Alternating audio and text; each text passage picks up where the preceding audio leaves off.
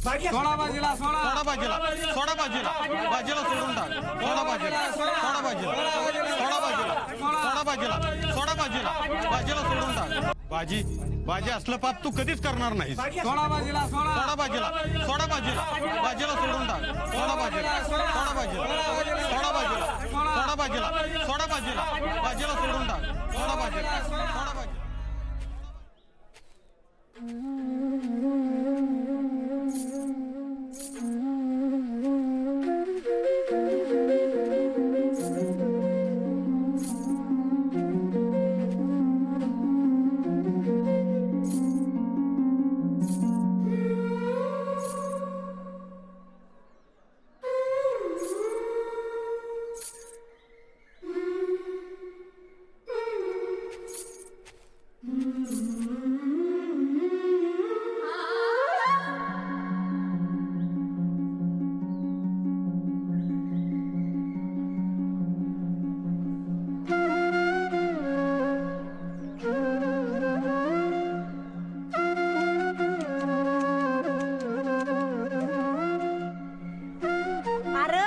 जीव घेतलायस माझ्या पोराचा तुझ्या पापाची सजा तुला मिळायलाच पाहिजे तुळावर द्यायला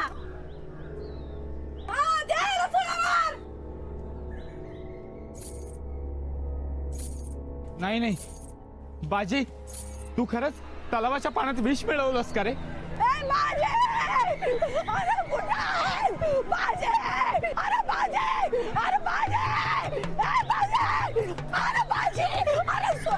अरे माझ्या बाजीने काही केलेलं नाही अरे यो तलावातच मिळायला असं वाटलं की सर तुम्हाला अरे सोडा की बाजीला माझ्या अरे सोडा रे त्याला अरे सोडा की त्याला एका आईशी कसं वागायचं हे पण कळत नाही का तुम्हाला परत हात लावला तर याद राखा माझ्याला सांग की समजायला तू हे पाप केलेलं नाहीस आणि असं कधी करणार नाही अरे आवरा चला बराबर तुम्ही समजे खारला जाऊ नाही मी तुला सोडून घरी जाणार नाही अरे हे कसला आखरीत पाहायचं नाही हे भाजी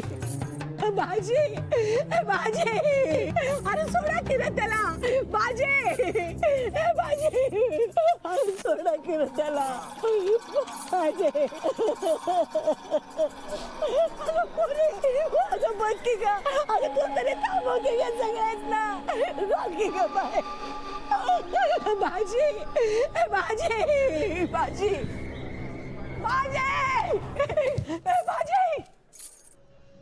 भाजीला ए भाजी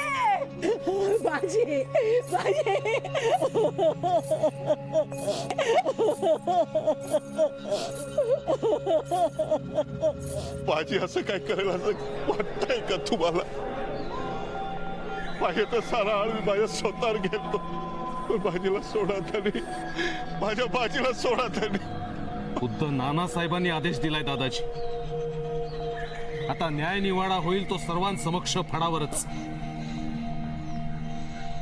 आपण काहीच करू शकत नाही पण काळजी करू नका बाजीला वाचवण्याचे शक्य तितके सगळे प्रयत्न करू आम्ही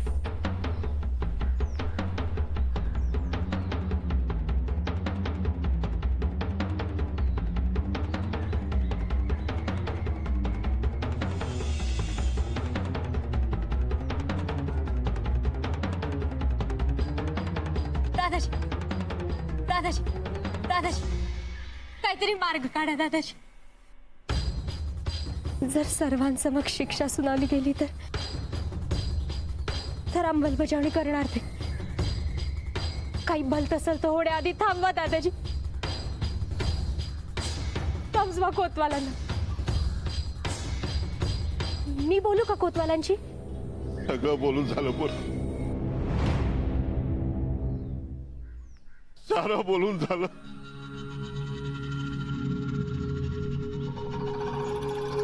आता नाना काय म्हणतात त्यावर सगळं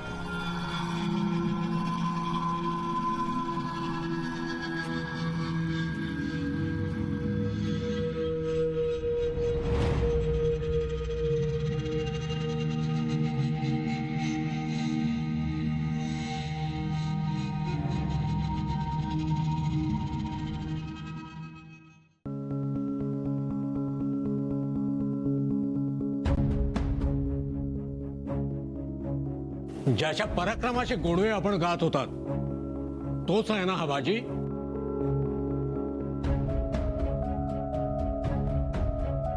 फार भरोसा आहे तुमचा त्याच्यावर. आपलाच भरोशाचा गडी गद्दार निघाला याची पुसटशी कल्पना येऊ नये आपल्याला.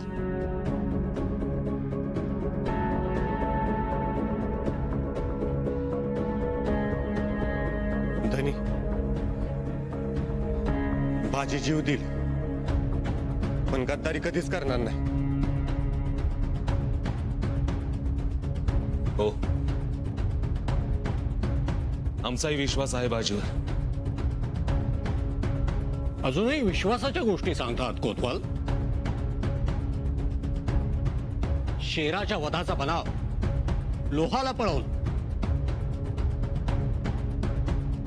पुण्यातलं पिशाच्च मोकळं केलं, बाळकृष्णाच्या मूर्तीची चोरी, कात्रच्या तलावात विषप्रयोग करून शेकडो निष्पाप लोकांचे प्राण घेतले.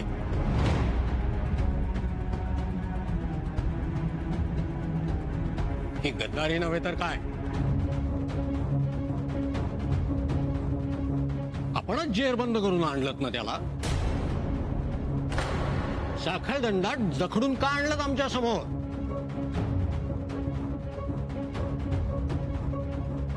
धनी, मी जे काय केलं ते मराठी दौलतीचा इमान राखून केलं.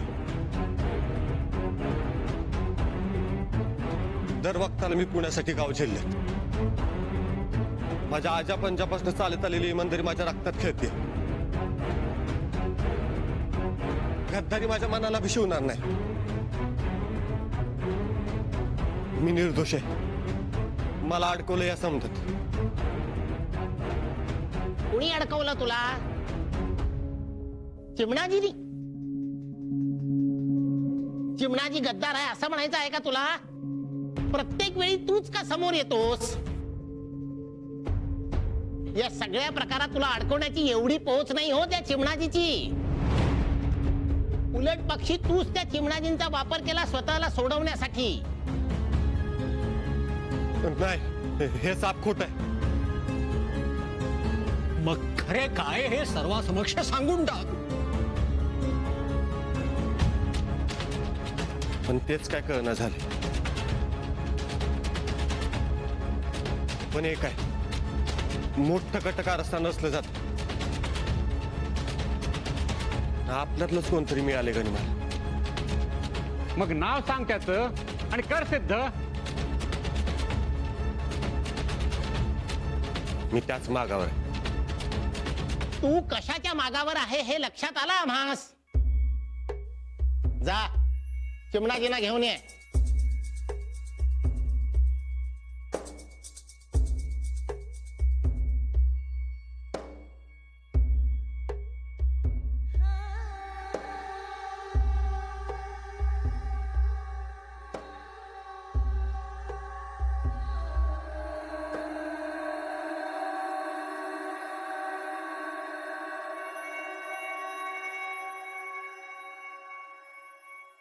चिमणाजी, सर्वांसमक्ष सांगा घडलेला प्रकार.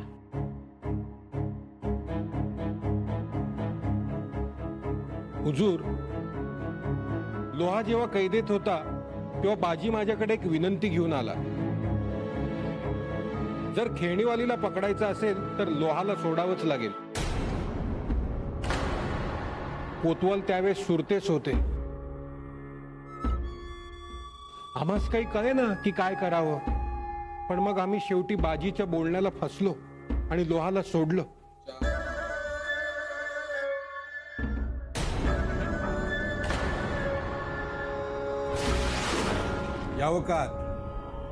चिमणाजी ना, तुम्ही या वक्ताला कसं येणं केलं?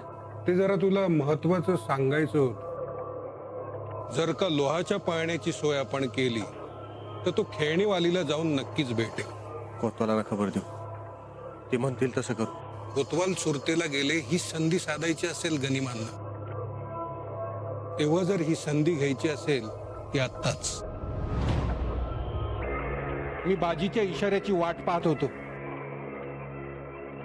पण तेव्हा बाजीच तिथं आला आणि त्यांनी माझ्या डोक्यात काहीतरी मारलं आणि मग माझी शुद्ध हरपली. नाही, खोटं बोलतात चिमणाजीराव. मी कशाला खोटं बोलू? आता माझ्या सगळं लक्षात येत आहे. मला वाटत होतं मी आपल्या मराठ्या दौलतीसाठी काहीतरी करतोय, पण नाही, हे सगळं उलटच होतंय हुजूर. नाही चिमणाजीराव खोटं बोलतात. हेच माझ्याकडे आलते लोहाला सोडावं लागेल म्हणून. खरं खोटं ठरवणं तुझं काम नाही बाजी. तुम्ही बाजी सोबतच होता ना? बाळकृष्णाच्या मूर्तीची माहिती तुम्हीच दिली ना बाजीला? सांगा सांगा, सगळं सांगा खरं नानासाहेबांना. नाही हुजूर, मला काही माहित नाही. मी तर घरी होतो. आपणास माहिती आहे. नाही चिमणाजीराव खोटं बोलतायत. नाही, मी खरं बोलतोय. हवं तर कोतवालांना विचारा. चिमणाजीरावांच्या अर्धांगिनी आल्या होत्या कोतवालीत.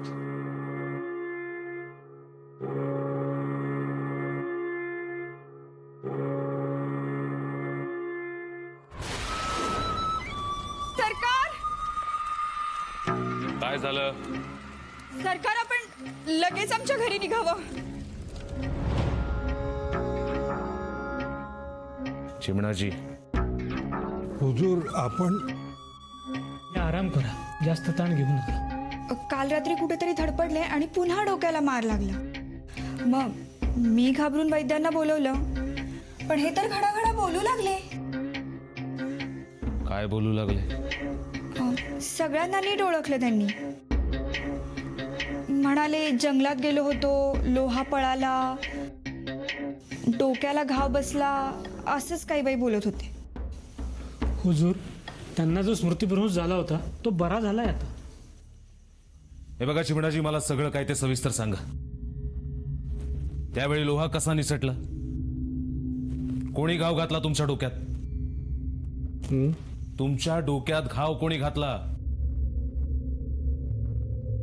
बाजी. बाजी? जी हुजूर, बाजी फितूर झालाय. हे बघा, मला नीट काय ते सांगा. हुजूर, आपणास विनंती आहे, यांना ताण देऊ नका. धनी धनी धनी बाजी कातरच्या तलावाजवळ दिसलाय. त्याच्या हालचाली संशयास्पद दिसत आहेत. संशयास्पद? हेराकडून ही अशी बातमी मिळाल्यावर आम्ही कात्रजच्या तलावाजवळ गेलो. इथे बाजी, तू आम्हाला बाळकृष्णाच्या मूर्तीसह सापडलास.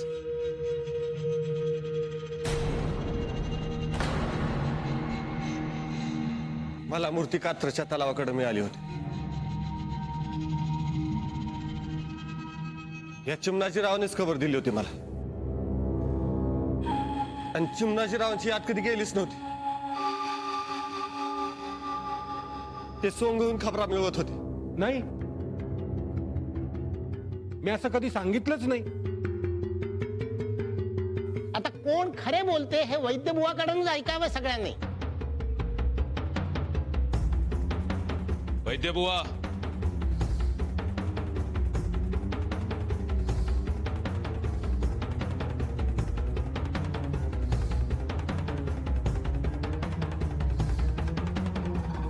मस्तिष्कावर जोराने प्रहार झाल्यास स्मृतिभ्रंश होऊ शकतो. तसा चिमणाजीरावांचा झाला होता. आपण ज्या दिवशी घरी आला होतात त्या दिवशी मी चिमणाजीरावांच्या उशाशी बसून होतो. आता चिमणाजीरावांची स्मृती परत आली आहे हे खरं आहे. नाही, हे साप खोट आहे. सगळे खोटे, फक्त तू एकटा खरा. हे कसे? नाही, माझा माझ्या असं कधीच करणार नाही. अहो, गद्दारी ज्याच्या रक्तातच नाही तो करणार कुठनं?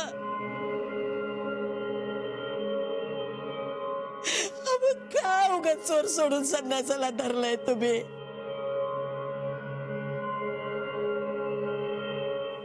सोडून द्या की माझ्या बाजीला.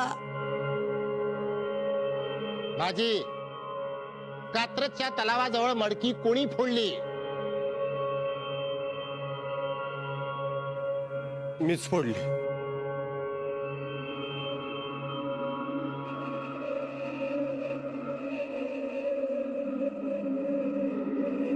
कशासाठी? चिमणाजीराव म्हणले त्यात साप आहे. मग त्यात साप होते? नाही, मला फक्त बाळकृष्णाची मूर्ती मिळाली. मूर्ती गायब झाली तेव्हा तू कुठे होतास? मी नातवाड्याच्या बाहेर पाहायला होतो. म्हणजे मूर्ती गायब झाली तेव्हा तू तिथे होता. मूर्ती सापडली तीही तुझ्याच हातात.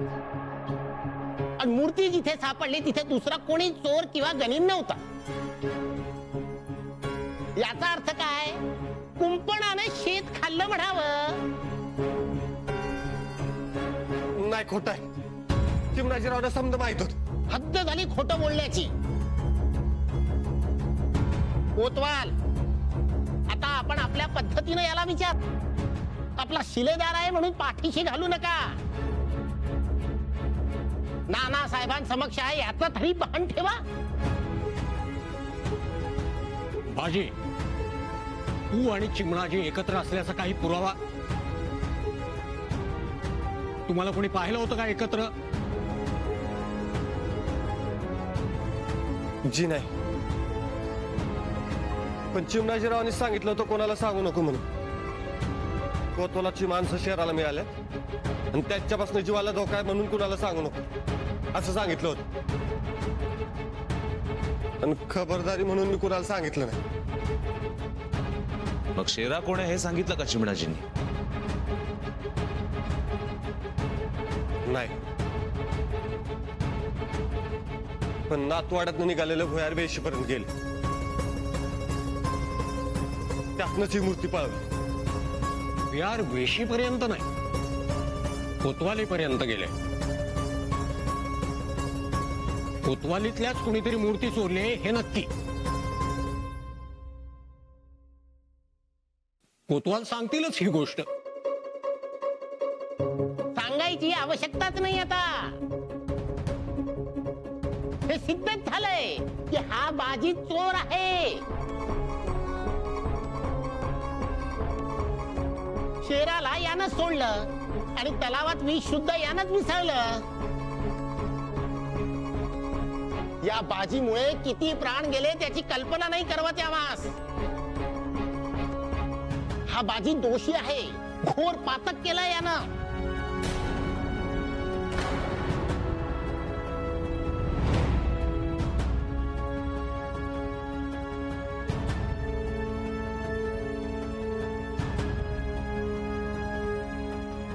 मी समजाच एकच सांगतो, मी यातलं काहीच केलेलं नाही.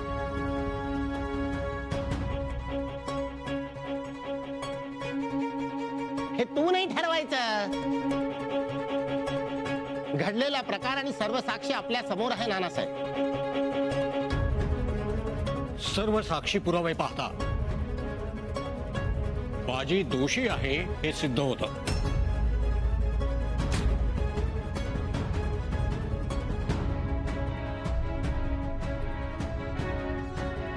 कात्रजच्या तलावातल्या विषप्रयोगाने अनेकांचे प्राण गेले. यास आम्ही हत्येचे घोर पातक समजतो. या घोर पातकासाठी आम्ही बाजीस हत्तीच्या पायदळी तोडवण्याची शिक्षा देत आहोत.